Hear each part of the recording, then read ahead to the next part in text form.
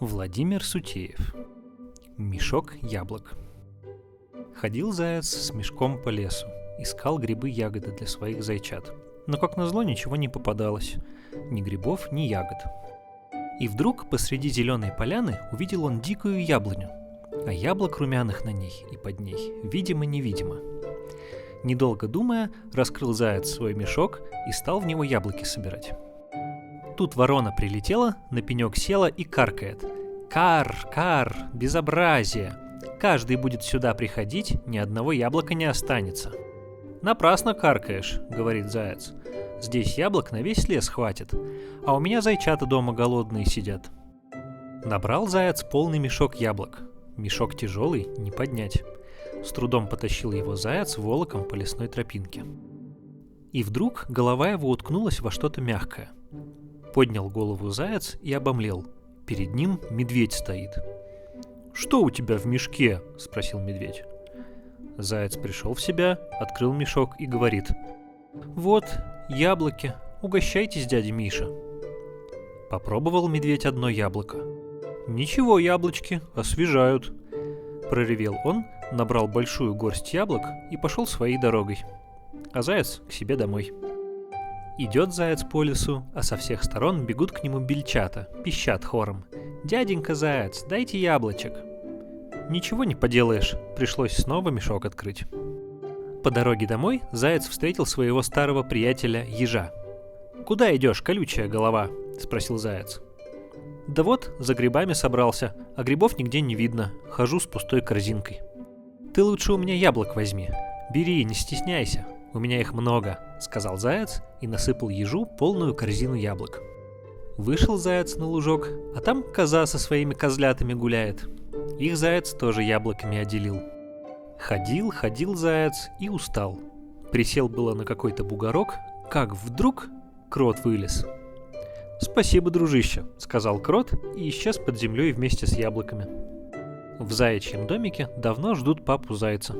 Чтобы скоротать время, мама зайчиха рассказывает сказку своим голодным зайчатам. И тут кто-то постучал в дверь. Тук-тук-тук.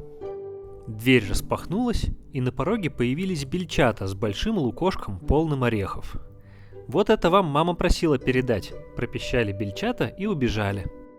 «Чудеса», — прошептала зайчиха. Пришел ежик с корзиной, полной грибов. «Хозяин дома?» — спросил он зайчиху. «Да нет, как с утра пошел, так и не возвращался». Попрощался еж, ушел, а корзину с грибами оставил зайчихе. Соседка коза принесла капусты и крынку молока. «Это для ваших детей», — сказала она зайчихе. Чудеса продолжались. Тук-тук-тук.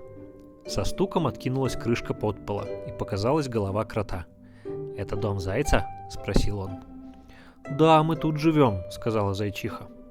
«Значит, я правильно подкоп вел», — обрадовался крот, и полетели из-под пола всякие овощи: морковка, картошка, петрушка, свекла. «Привет зайцу!» — крикнул крот и исчез под землей. А ворона все каркает: «Кар, кар! Всем яблоки раздавал, а меня хоть бы одним яблочком угостил». Смутился заяц, вытряхнул из мешка последнее яблоко. «Вот, самое лучшее, клюй на здоровье. Очень мне нужно твое яблоко, я их терпеть не могу. Кар, кар! Что делается? Родным голодным детишкам пустой мешок несет. А я сейчас обратно в лес пойду и снова мешок полный принесу». «Куда же ты пойдешь, глупый? Смотри, какая туча собирается». И побежал заяц обратно в лес. А когда прибежал к своей заветной яблоне, то там волк поджидает. Увидел волк зайца, облизнулся и спрашивает: «Тебе что здесь нужно?» «Я яблочки хотел собрать, зайчатам». «Значит, яблочки любишь?» Люблю. А я зайцев очень люблю», — зарычал волк и бросился на зайца. Вот тут ты пригодился зайцу пустой мешок. Уже поздно ночью приплелся заяц к своему дому. А дома давно крепким сном спали сытые зайчата. Только одна зайчиха не спала, тихо плакала в своем уголке. Вдруг скрипнула дверь. Вскочили зайчата. «Ура! Папа пришел!» Зайчиха подбежала к двери. На пороге стоял заяц, весь мокрый. «Я ничего, совсем ничего вам не принес», – прошептал он. «Зайчик мой бедный!» – воскликнула зайчиха. И вдруг страшный удар потряс дом. Бабам! «Это он! Волк! Заприте дверь! Прячьтесь все!» – закричал заяц.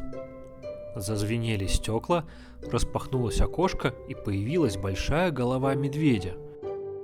«Вот, держи от меня подарок!» – прорычал медведь. «Мед настоящий, липовый!» Утром вся заячья семья собралась за столом, а на столе чего только не было. Грибы и орехи, свекла и капуста, мед и репа, морковь и картошка. А злая ворона удивляется. Никак ума не приложу. Как могло из пустого мешка столько добра появиться? Конец.